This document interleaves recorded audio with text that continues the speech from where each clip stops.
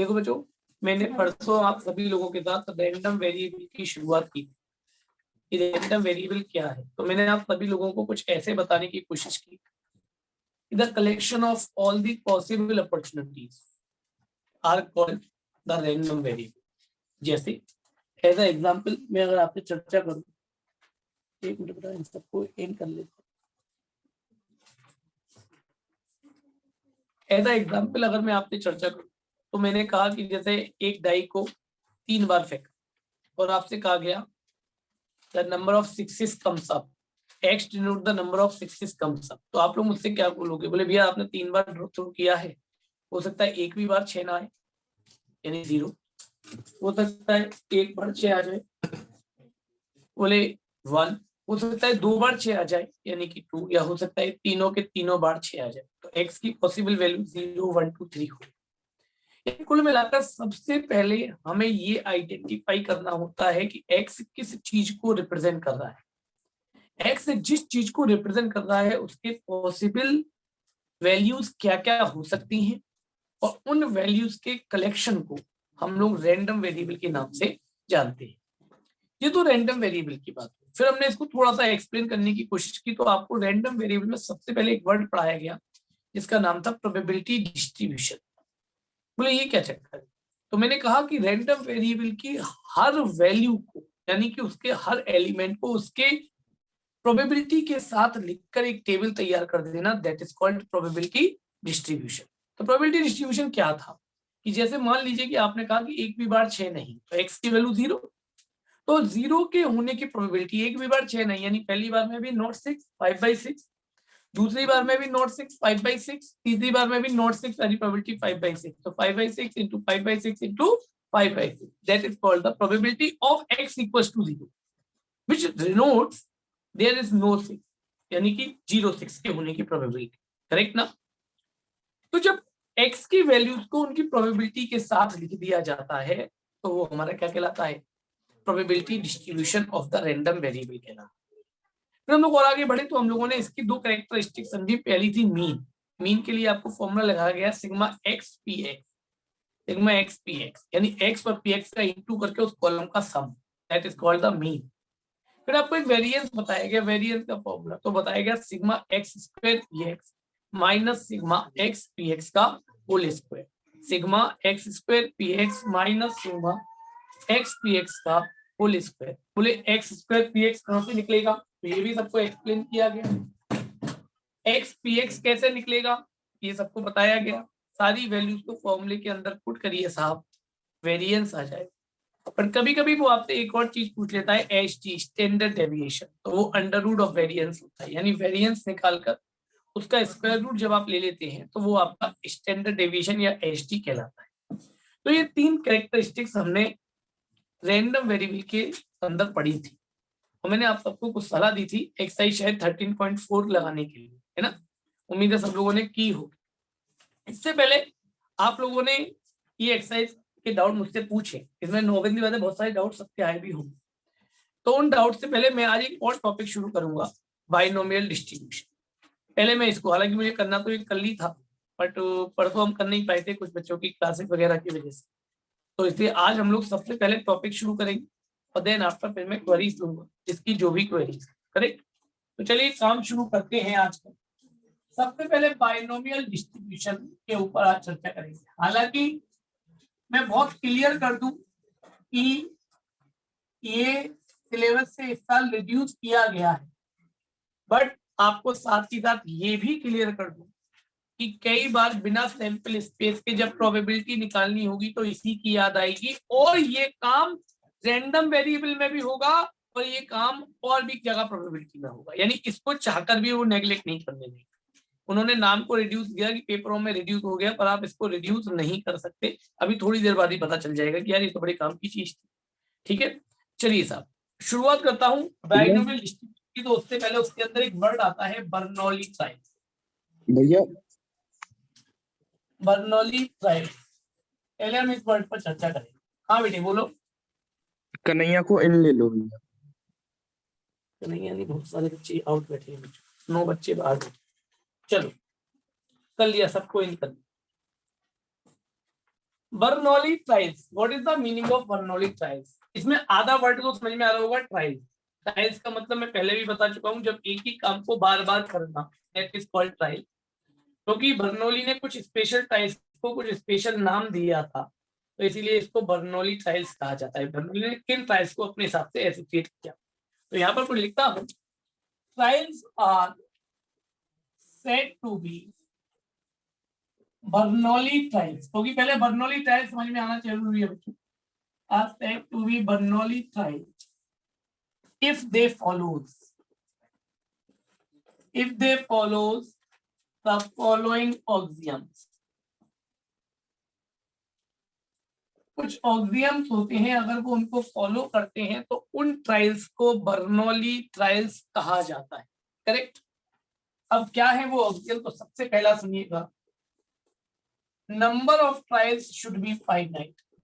Number of trials should be finite, यानी number of trials finite होने चाहिए, एक बात। दूसरी बात, trials should be independent।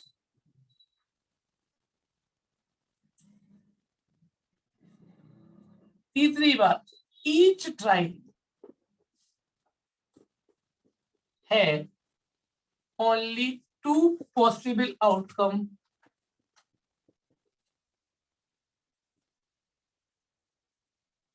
Number एक सक्सेस और नंबर 2 फेलियर। और number 4, the probability of success in each trial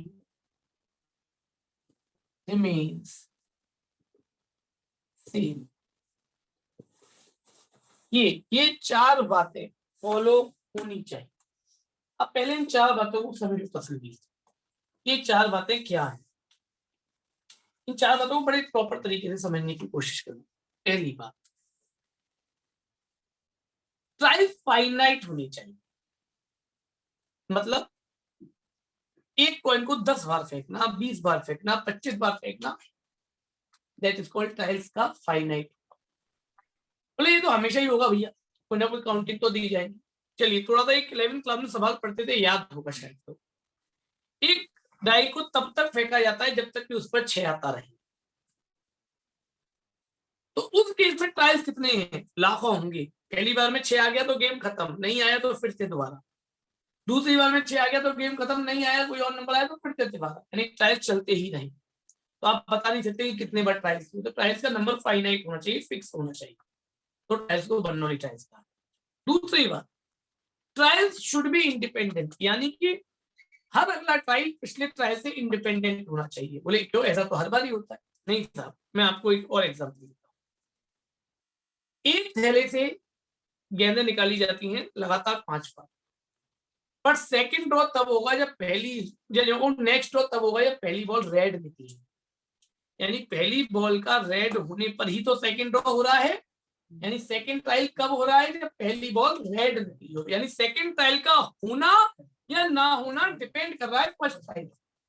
तो ऐसे केस में ट्रायल्स नॉट बी इंडिपेंडेंट। तो हमारा कहने का ये, ट्रायल्स इंडिपेंडेंट, कॉइन को 5 बार फेंकना है तो फेंकना है, हर बार चाहे कोई रिजल्ट आकर के दे, हर बार हेड आकर के दे तो भी फेंकना है, टेल आकर के दे तो भी दूसरी बार फेंकना है। यानी ट्रायल्स का, अगले ट्रायल्स का होना पिछले ट्रायल्स के रिजल्ट पर डिपेंड ना करे, that is called trial should be independent. तीसरा आया, each trial has only 2 possible outcome, success और फेलियर। यानी जो ट्रायल हम कर रहे हैं उसमें जो रिजल्ट आ रहा है उसमें 2 ही काम होने चाहिए, 2 ही बातें होनी चाहिए, या तो काम होगा या काम नहीं होगा। जैसे एक थैले से गेंदें निकाली, या तो रेड निकलेगी या नहीं निकलेगी। एक कॉइन को फेंका, या तो हेड आएगा या हेड नहीं आएगा। ये तो बोलोगे, एक डाई को फेंका, 6 आने की बात कर रहे हैं, या तो 6 आएगा या 6 नहीं आएगा। बोले ऐसा तो हर बार ही होगा। नहीं साहब, आपको बहुत एग्जाम्पल देता। क्रिकेट मैच देखते, 2 टीमें खेलती हैं, क्या उनके रिजल्ट हमेशा केवल 2 आउटकम रखते हैं क्या, कि साहब पहली टीम जीतेगी या पहली टीम नहीं जीतेगी? नहीं साहब, एक बीच का रास्ता भी है कि मैच टाई हो सकता है, एक रास्ता है मैच ड्रॉ हो सकता है, टेस्ट मैच की बात करें तो तो यानी यहाँ पर पॉसिबल आउटकम दो नहीं है। हम ये नहीं कहते थे टीम जीतेगी या हारेगी, बस नहीं, उनका कहना है ट्रायल केवल दो होना चाहिए। ऐसे कॉइन पर दो ही पॉसिबल आउटकम है, या तो हेड आएगा या नहीं आएगा। क्यों भाई, क्या बीच में कॉइन खड़ा रह सकता है? प्रैक्टिकल बात है क्या? नहीं है। क्यों मेरे बच्चों, यानी या तो काम होगा या नहीं होगा, सीधी सीधी सी बात। तो ऐसे ट्रायल जिनमें केवल या तो यही कंडीशन हो, या तो काम होगा या काम नहीं होगा, ऐसा कोई रास्ता नहीं होगा यहाँ हुआ भी और नहीं भी हुआ। ऐसा नहीं भाई, अगर मैच टाई हो जाए तो ना तो यूं बोल सकते कि पहली टीम जीती और ना ये बोल सकते पहली टीम हारी, कुछ भी नहीं बोल पा रहे। ये बीच का रास्ता नहीं होना चाहिए, यस या नो, सपाट बात होनी चाहिए।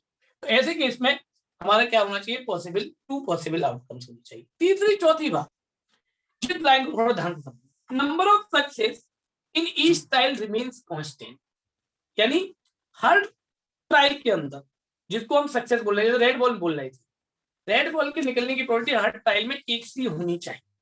जैसे एग्जाम्पल के तौर पर एक थैले के अंदर रेड बॉल थी 5, ब्लैक बॉल थी 4। मैंने कहा यार इस थैले से 4 गेंद, मतलब एक गेंद को 4 बार ड्रॉ करना है, या 4 बॉल्स आर ड्रॉन, या a ball is drawn for 4 times. अब अगर मैंने ये विदाउट रिप्लेसमेंट कह दिया, क्यों साहब विदाउट रिप्लेसमेंट कह दिया, तो पहली बार में बॉल निकालने की प्रोबेबिलिटी क्या होगी? 5/9, और अगली बार में प्रोबेबिलिटी क्या रह जाएगी? 4/8। अगली बार में क्या रह जाएगी? 3/7, और अगली बार में क्या रह जाएगी? 2/6। हर ट्रायल के अंदर रेड बॉल के निकलने की प्रोबेबिलिटी, जो मेरा ट्रायल है रेड बॉल, उसकी प्रोबेबिलिटी क्या अलग अलग नहीं हो गई? तो ऐसे ट्रायल हमारे बर्नौली ट्रायल्स नहीं होते, यानी कम वर्डों में कहूं तो विद रिप्लेसमेंट होना चाहिए, क्योंकि विद रिप्लेसमेंट ही होगा तभी तो काम चलेगा साहब। हर बार प्रोबेबिलिटी बराबर कैसे रहेगी अगर विद रिप्लेसमेंट हो? वापस गेंद को रख दिया जाए, अगर मैं यहाँ पर विदाउट रिप्लेसमेंट की जगह विद रिप्लेसमेंट कर दूं, तो क्या हर बार रेड बॉल की प्रोबेबिलिटी 5/9 नहीं रहेगी क्या? यानी कि वो ट्रायल जो विद रिप्लेसमेंट को फॉलो करते हैं क्या कहलाते हैं? बर्नौली ट्रायल्स कहलाते हैं। पहली बात बच्चों, बोले कॉइन के केस में तो कभी कहता नहीं विद रिप्लेसमेंट विदाउट रिप्लेसमेंट। मेरे यार एक बार उछाला, हेड या टेल आकर गिरा, तो क्या हेड को निकाल के बाहर रख दोगे क्या? नहीं रखोगे ना, यानी अगली बार के लिए फिर से पूरी कंडीशन वही की वही अवेलेबल है या नहीं? यहाँ तो गेंद को निकाल के अलग रखने की गुंजाइश थी। एक डाई को फेंका, पहली बार में 6 आ गया, तो 6 को निकाल के बाहर तो रख नहीं दोगे, अगली बार फिर से वही पूरे के पूरे नंबर अवेलेबल है, फेंकोगे तो, है या नहीं? तो ये सब ऑटोमेटिकली क्या है? With replacement. तो ऐसे ट्रायल्स जो कि विद रिप्लेसमेंट की कंडीशन को फॉलो करते हैं बर्नौली ट्रायल्स कहलाते हैं। अब बच्चे मुझसे कहेंगे आप बर्नौली ट्रायल्स पढ़ा के हो, आपका तो मेन हेडिंग बाइनोमियल डिस्ट्रीब्यूशन था। मेरे बच्चों बाइनोमियल डिस्ट्रीब्यूशन लागू ही बर्नौली ट्रायल्स पर, यानी जब भी कभी हमें बाइनोमियल डिस्ट्रीब्यूशन लगाना होगा, पहले हमें ये देखना होगा वो ट्रायल्स ये कंडीशन फॉलो कर रहे हैं कि नहीं कर रहे। फिर बच्चों के दिमाग का एक और क्वेश्चन, बोले हमें कैसे पता बाइनोमियल लगाना है या नहीं लगाना है, और फिर लगाना है तो क्यों लगाना है? सीधी सीधी बात है। तो अब इस बात का प्रॉपर जवाब हम आपको देते हैं कि बाइनोमियल के क्या फायदे हैं और बाइनोमियल हमें क्यों यूज करना चाहिए। बाइनोमियल डिस्ट्रीब्यूशन केवल एक सवाल, पर्टिकुलर सवाल नहीं, ये हर जगह यूज किया जा सकता है। तो बताता हूँ आपको सीधी तौर पर। देखो बच्चों, बाइनोमियल डिस्ट्रीब्यूशन कोई दो कंडीशन फॉलो नहीं करता। आप प्रोबेबिलिटी कई दिनों से पढ़ रहे हैं और प्रोबेबिलिटी में कई सारी बातें आपने कई दिनों में पढ़ी हैं, जैसे कंडीशनल, एक इवेंट की प्रोबेबिलिटी जब एक इवेंट दे रखी हो, करेक्ट। इंडिपेंडेंट, बोले दो इवेंट दे रखी होंगी जिनको आपस में इंडिपेंडेंसी शो करनी होगी। बाइनोमियल बेस थ्योरम, बोले एक इवेंट के एक काम के होने के बाद उसके अंदर से एक और काम का होना। Random variable, collection of the opportunities, यानी यहाँ पर सब चीजें अलग अलग थी। बाइनोमियल डिस्ट्रीब्यूशन का सवाल इनमें से कोई कंडीशन फॉलो नहीं करता, वो सीधा एक सपाट प्रोबेबिलिटी का सवाल होता है। बोले सपाट प्रोबेबिलिटी मतलब क्या बोलते हो आप? एक थैले के दिया हुआ है, उस थैले में कुछ लाल कुछ नीली गेंदें हैं, उस थैले से एक लाल गेंद निकालने की प्रोबेबिलिटी बताओ, सपाट प्रोबेबिलिटी। क्या करोगे? Total number of favourable outcomes upon total number of outcome, कहोगे या नहीं कहोगे? कोई अलग कंडीशन नहीं, कोई दूसरा काम नहीं, कोई एक काम के अंदर से काम नहीं, कोई नहीं। क्या कहा? एक थैला दिया है, 10 रेड बॉल है, 5 ब्लैक बॉल है, एक रेड बॉल निकालने की प्रोबेबिलिटी बताओ। ये है सपाट probability, number of favourable outcome और नंबर ऑफ टोटल आउटकम। एक कॉइन को 4 बार उछाला, 3 बार हेड आने की प्रोबेबिलिटी बताओ, सपाट प्रोबेबिलिटी, कोई कंडीशन नहीं है। एक कॉइन को 4 बार उछाला, 4 बार का सैंपल स्पेस बनाया, 3-3 वाले कितने हैं? छाटे, अपॉन में टोटल लिखे, काम खत्म। एक दो डाई को फेंका एक बार, एक डाई को फेंका 2 बार, सम 7 आने की प्रोबेबिलिटी बताओ। सटाक से सम 7 वाले पेयर चुनोगे अपॉन में टोटल 36, काम खत्म।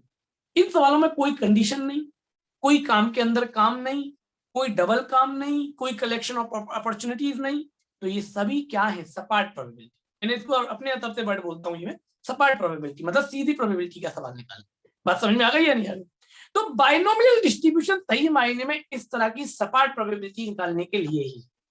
बोले मतलब बाइनोमियल ने वही इन्वेंशन किए जहां पर आपकी प्रैक्टिकल चीजें रुक जाती थी। बोले प्रैक्टिकल चीजें रुकने से आप कहना क्या चाहते हो? आप लोगों ने 11th क्लास में बाइनोमियल थ्योरम सुना होगा, कुछ ने पढ़ा भी हो। बाइनोमियल थ्योरम क्या था कि a प्लस बी की होल पावर n, यानी जब पावर इतनी बड़ी हो जाए कि जिसको प्रैक्टिकली खोल पाना पॉसिबल ना हो, तो बाइनोमियल ने हमें एक फॉर्मूला दिया था जिससे हम कितनी भी बड़ी पावर को खोल सकते हैं या नहीं। यही तो 11th क्लास में आपको बाइनोमियल के नाम पर हम पढ़ाते थे। ऐसे ही करके जब प्रोबेबिलिटी में सैंपल स्पेस बना पाना पॉसिबल ना हो और हमें सपाट प्रोबेबिलिटी निकालनी हो, बोले जैसे एक एग्जांपल पढ़ो, एक कॉइन को उछाला गया 100 बार और उसमें से 70 बार हेड आने की प्रोबेबिलिटी बताओ। क्या सैंपल स्पेस बनाकर फाइंड आउट कर सकते हैं? सपाट प्रोबेबिलिटी का सवाल है, एक कॉइन को 100 बार उछाला, उसमें 70 बार हेड आने की प्रोबेबिलिटी बताओ, क्या होगी? या तो पहले 100 बार सैंपल का सैंपल स्पेस बनाए 2 की पावर 100 करोड़ों एलिमेंट, फिर उनमें से वो छाटे जिनमें 70 बार हेड आया हो। प्रैक्टिकली पॉसिबल नहीं है। तो जब ये चीजें प्रैक्टिकली पॉसिबल नहीं होती, यानी सैंपल स्पेस बना पाना पॉसिबल नहीं होता। बोले एक आधा एग्जांपल और, बिल्कुल, जैसे एक डाई को 10 बार उछाला, एक डाई को 10 बार उछाला, अब पूछा है 5 बार 4 आने की प्रोबेबिलिटी बताओ, 5 टाइम्स 4 आए, इस बात की प्रोबेबिलिटी बताओ। अब दो डाई के सैंपल स्पेस में 36 एलिमेंट हो जाते हैं। बच्चों के 3 बार बनाने में ही प्राण सूख जाते हैं, 6 की पावर 3 बोले 216 हो गए। 4 बार में 1 2 9 6 की पावर 10 लाखों एलिमेंट हो जाएंगे, है या नहीं?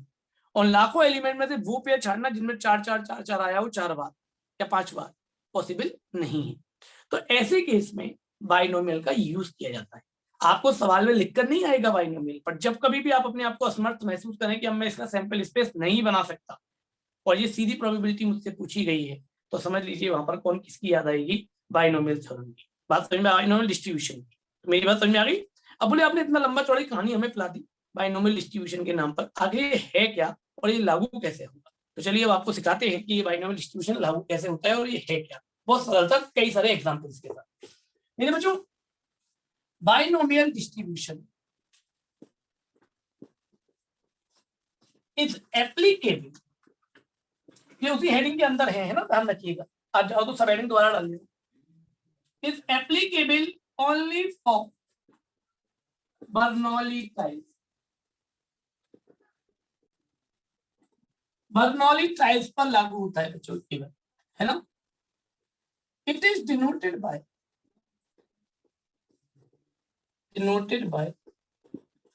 B N P and the probability of success is given by px equals to r ncr p की पावर r q की power n minus ncr p to the power r q to the power n minus r, where n total number of tiles, p probability of success in one trial, q 1 minus p और r number of success।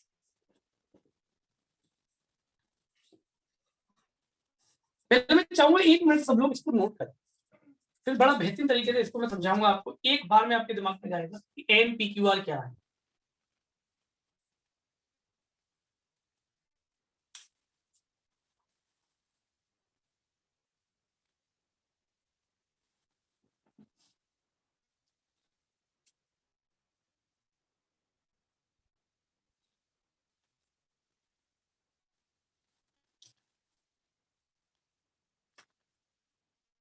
इस chapter के बाद हम लोग vector शुरू करेंगे, ध्यान रखिएगा, है ना? एक बार फिर से वेक्टर शुरू करेंगे। हाँ भाई, हमने नोट कर लिया।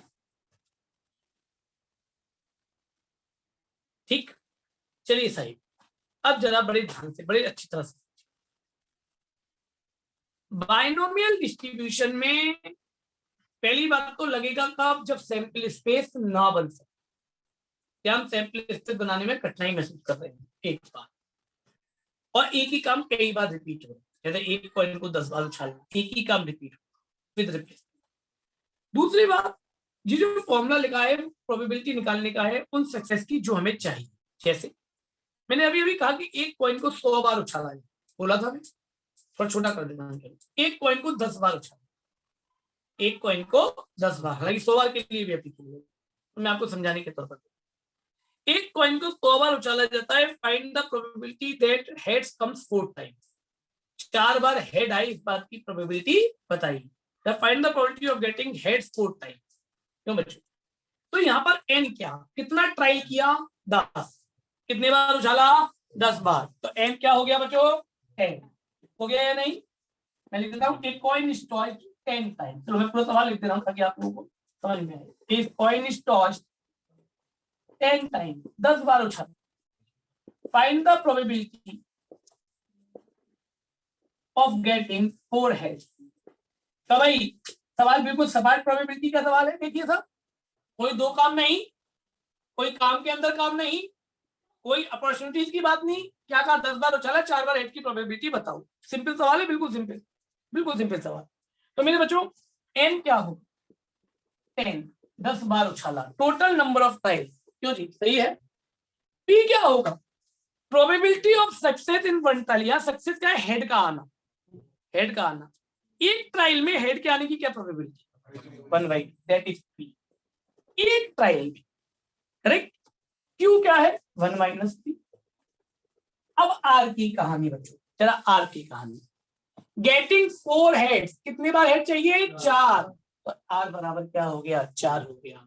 मेरे बच्चों सीधी सीधी एक फॉर्मूला लगाइए, x = 4 n CR n C4 p की पावर n - r, है ना, नहीं p की पावर r, q की पावर n - r, सॉल्व कर लीजिए साहब, आंसर हो गया।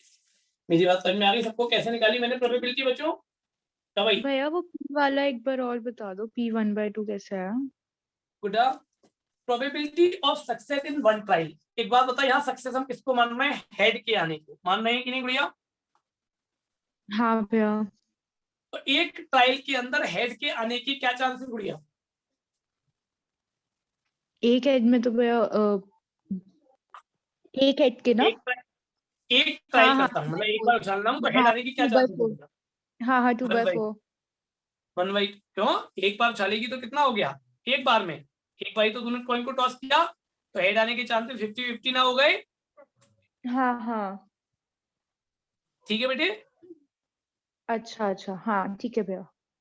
क्यों हो गया बेटा 1 - आर हो गया, कितने सक्सेस हमें चाहिए, कितने चाहिए था, 4, तो इसका मतलब आर क्या हो गया, 4 हो गया। क्यों भाई, मेरी कहानी सबको समझ में आ रही है। एन पी क्यू आर कैसे छांटना है समझ में आ रहा है सबको, ये हर जगह पर लागू होगा, ये मत सोचिए कि यहीं पर लागू होना है, ये तो हर जगह पर लागू होगा बाइनोमियल डिस्ट्रीब्यूशन, वो कहेगा भी नहीं और आप अपने आप लगाना पड़ेगा, जब आपको सैंपल स्पेस के अंदर बहुत सारे एलिमेंट्स हो, सैंपल स्पेस बना पाना संभव ना हो। मेरी बात क्लियर मेरे बच्चों, मैंने आपको क्वेश्चन का मतलब ऑफ फेलियर, हाँ बेटा कह सकते हैं, बिल्कुल कह सकते हैं अशांत, इसका सही मतलब ही ये होता है बेटा। हाँ कन्हैया, एक कॉइन को 10 बार उछाला, 4 बार हेड आने की प्रोबेबिलिटी बताइए, ये क्वेश्चन है। अगर ये छोटा होता सवाल तो मैं आपसे ये कहता सैंपल स्पेस बना लो और छाट लो, जैसे अगर ये सवाल ये होता है एक कॉइन को 4 बार उछाला गया और 3 बार हेड आने की प्रोबेबिलिटी बताओ, क्यों कन्हैया लाल, आप क्या करते, बोले मैं सैंपल स्पेस बताना, 3-3 हेड वाले छाट लेता, काम खत्म। पर क्योंकि यहाँ कहते हैं 10 बार उछाला गया है और 4 बार हेड आने की प्रोबेबिलिटी बताओ, तो n बराबर तो 10, 10 बार उछालना, p क्या होगा, probability of success in one trial, एक बार उछाले तो हेड आने को क्या प्रोबेबिलिटी होगी, बोले 1/2, क्यों बेटा 1 - p, और r क्या है कन्हैया, नंबर ऑफ सक्सेस, यानी कितने सक्सेस चाहिए, बोले भैया मुझे 4 भैया सक्सेस आ गया। चाहिए, 4 हेड, तो बेटा r हो गया 4। मेरी बात पहले समझ में आ गई कन्हैया या नहीं, हाँ भैया आ गई अब आ गई। ठीक करेंगे, मैं इसी बात को थोड़ा सा और जोड़ूंगा, 1 मिनट और लूंगा सबके, इसी में मैं कह देता गेटिंग एट लीस्ट 4 है, हाँ भाई मैं कहता एटलीस्ट 4 है, बेटा आवाज नहीं, मीन्स कम से कम At least 4 four से ज्यादा हो जाए तो कोई दिक्कत नहीं है। 4 या 4 से ज्यादा। तो देखो तो अब n नहीं बदला, p भी नहीं बदलेगा, q भी नहीं बदलेगा, r बदल जाएगा। अब जी 4 या 4 से ज्यादा, यानी 4 वाले भी, 5 वाले भी, 6 वाले भी, और कहां तक 10 वाले भी। यानी अगर मैं यहाँ पर फॉर्मूला बनाऊं, n बराबर तो 10, p बराबर 1/2, q बराबर भी 1/2, r हो गया 4, 5, 6, 7, 8, 9, 10। हो गया या नहीं? तो मुझे सबकी निकालनी पड़ेगी इंडिविजुअल। एक बार r4 रखकर, एक बार r5 लेकर, एक बार r6 लेकर, उन सबका सम, क्योंकि मुझे निकालना क्या है, एटलीस्ट 4, कम से कम 4, ग्रेटर देन और इक्वल्स टू 4, ये तो निकालना है। तो 4 या 4 से ज्यादा वाले, तो 4 वाला एक बार, फिर 5 वाला, फिर 6 वाला, फिर 7 वाला, फिर 8 वाला, फिर 9 वाला, फिर 10 वाला, और सबका सब। कोई तो होगा 4 या 4 से ज्यादा, क्यों बच्चों? या इसका एक सेकेंडरी ऑप्शन और, अगर मैं यहाँ पर, मुझे छूट कौन कौन गए, बोले भैया 0, 1, 2, 3, भाई 0 से शुरू हो सकती है, एक भी बार हेड ना आए। आपने रैंडम मेरी पढ़ा, पॉसिबिलिटी क्या है, 0, 1, 2, 3 से लेकर 10 तक। तो 0, 1, 2, 3 छूट गई, तो क्यों ना मैं 0 की, मतलब r बराबर 0 लेके निकाल लूं, r बराबर 1 लेके निकाल लूं, r बराबर 2 लेके निकाल लूं, और r बराबर 3 लेके निकाल लूं, और उन चारों को जोड़ के 1 में से घटा दूं, तो क्या ये सारी प्रोबेबिलिटी आ गई या नहीं आ गई? क्योंकि 0 से लेकर 10 तक की सारी प्रोबेबिलिटी का सम तो क्या होना है, 1 होना है। मुझे चाहिए 4 से लेकर 10 तक, तो मैं 0 से 3 तक का निकाल लूं, तो ज्यादा सस्ता पड़ेगा। यहाँ तो बहुत सारी निकालनी पड़ रही है, बहुत कम निकालनी पड़ रही है। तो 0 से लेकर कितने तक की निकाल लूं, 3 तक, उन सबको जोड़कर 1 में से माइनस कर दूं, तो क्या वो 4 या 4 से बड़ा नहीं आ गया? आ गया नहीं आ गया? ये भी एक पॉसिबिलिटी है। बहुत सारे लोग ऐसे करना चाहे, नहीं था मैं तो 4, 5, 6 करके करूंगा, ऐसे कर लूं, पर बजाय उसके बहुत ज्यादा कन्वीनियंट रहेगा कि आप 0, 1, 2, 3 निकालें और सबको प्लस करें और 1 में से माइनस। क्यों? क्योंकि 0 से 10 तक की सारी प्रोबेबिलिटी का सम तो 1 होना ही होना है। रैंडम वेरिएबल पहले ही कह चुका है कि जितनी भी अपॉर्चुनिटीज हैं उन सबका सम क्या होता है, हमेशा 1 होता है कि नहीं होता? बात ज्यादा क्लियर? दूसरी बात, अगर वो इसी में एटमोस्ट 4 हेड कह देता, एटमोस्ट 4 हेड, तो इसका मतलब ज्यादा से ज्यादा 4, यानी 4 4, या 3, 4 2, से 1, 0। कम। तो 4, 3, 2, 1, 0, इन सब की निकालते और प्लस कर लेते, बस वही हमारा आंसर हो जाता। क्यों मेरे प्यारे, क्या ये कहानी सबके दिमाग में आई जो मैंने बताई आपको? At least 4, at most 4। अब मैं फिर से एक बार पूछूं, अगर वो मुझसे कहे इसमें एटलीस्ट 1 हेड, क्यों जी, एटलीस्ट 1 हेड, तो इसका मतलब क्या? हाँ तो भैया अच्छा 1 से लेके 10 तक। नहीं, 1 से 10 तक, बट कन्वीनियंस पे क्या है, बोले 0 की निकाल लीजिए 0। हाँ और 1 माइनस कर दीजिए, तो काम हो जाएगा कि नहीं? 1। बोले कन्वीनियंट है, बजाय 1 से लेकर 10 तक का सबको कैलकुलेट करना, तो भाई अलग अलग कैलकुलेट करना पड़ेगा ना। क्या भाई, तो सबके दिमाग में ये पैटर्न पहले चमका या नहीं चमका? अगर सबको चमक गया तो जल्दी से हैंड दे चैट बॉक्स में यस लिखकर बताइए मुझे, सबको समझ में आ गया हो? Yes sir. अगर कोई डाउट, कोई लाइन नहीं समझ में आई है, मुझसे दोबारा पूछिए। I repeat again. नहीं, एटलीस्ट 1 कहा ना, तो 1 तो चाहिए ना, तो 0 छूटा ना केवल, तो केवल 0 जो छूट गया उसकी निकालकर उसको 1 में से, अगर तू यहां से निकाले कि 1 से लेकर 10 तक, तो एक 1 इंक्लूड। हाँ भाई, सबको अच्छी तरह से आ गया। चलिए साहब, अब जरा 1-2 मिनट के लिए आपसे एक्सरसाइज ओपन करने के लिए कहूंगा 13.5। सभी लोग 13.5 ओपन करेंगे। देखिए कितनी जल्दी से एक्सरसाइज निपट पाऊंगा। यहाँ पर 13.5 लास्ट एक्सरसाइजेशन। अब बिना जैसे जैसे मैं बोलता हूँ सब लोग मुझे जवाब देंगे क्लास में, जिससे भी मैं कहूँ माइक ऑन करके जवाब दीजिए या चैट बॉक्स में लिखकर जवाब दीजिए, पर जवाब जरूर, जिनसे भी मैं कहूँ। गौरव चौधरी से शुरू करेंगे। गौरव चौधरी, पहले सवाल से शुरू करेंगे। पहले तो पहचानो क्या इस सवाल को बाइनोमियल का सवाल कहेंगे कि नहीं? क्यों चौधरी? गौरव चौधरी। हाँ हाँ, ये कहेंगे सब एनुमरल सवाल, क्योंकि 6 टाइम डाई को थ्रो करने कह रहा है। हाँ, केवल एक काम कहा है, केवल एक काम, 6 टाइम डाई को थ्रो करना। तो गौरव चौधरी, मैं इसमें NPQR जानना चाहूंगा फर्स्ट पार्ट के लिए। तो भैया n तो 6 हो गया। 13.5 का पहला सवाल बता रहा है लड़का, ये n तो 6 हो गया, ठीक है। Getting one over 6, what is the probability of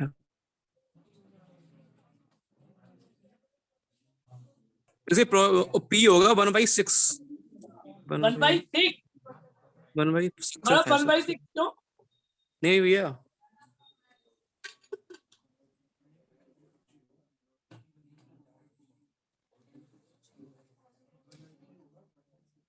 गौरव एक हाँ डाई भैया। से एक बार में इवन नंबर है ना, ऑड Odd नंबर number। निकालने की प्रोबेबिलिटी क्या होगी? क्या है दोबारा से बोलना? 3/6 एक डाई को फेंके तो ऑड नंबर आने की प्रोबेबिलिटी क्या होगी एक बार में? 1/2 मतलब 3/6 1/2। 3/6 होगी या नहीं गुड्डा? हाँ भैया। तो 1/2 हो गया ना पी। एक ट्रायल में क्या हाँ भैया। प्रोबेबिलिटी है? तो पी हो गया था 1/2। गौरव भाई क्यू? सब 1 - 1/2 कर देंगे, 1/2 आएगा।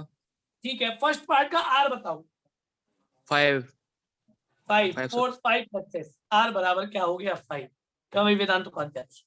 वेदांत उपाध्याय सेकंड पार्ट है इसी का, फर्स्ट का सेकंड पार्ट। इतना तो मुझे आ गया, गौरव ने बता दिया। एन 6 होगा, पी 1/2 होगा, क्यू भी 1/2 होगा। जरा आर बताओ, आर क्या होगा? कितने बार उछाल रहे हो? 6 बार। तो 5 से लेकर 6 तक एटलीस्ट 5, यानी 5 और 6। क्यों प्यारे? ठीक, चलो साहब एक और बच्चे की तरफ जाऊंगा। आकांक्षा थर्ड वाले का आर बता मुझे। क्यों आकांक्षा? हाँ भैया, भैया किसका थर्ड? इसी का फर्स्ट वाले का थर्ड पार्ट का आर जल्दी से होता, लेस देन 1 मिनट। भैया 1 2 3 4 5। 1 2 3 4 5 कैसे निकाला आकांक्षा? भैया एटमोस्ट बोला है ना, तो मतलब ज्यादा से ज्यादा लोग 5 कर सकते हैं। 5 या 5 से कम। चलिए साहब सही है। सेकंड सवाल पढ़िए, अगली मीटिंग को ज्वाइन करिए, कुछ अच्छी बातें हो। जल्दी से सारे लोग मीटिंग को ज्वाइन करिए।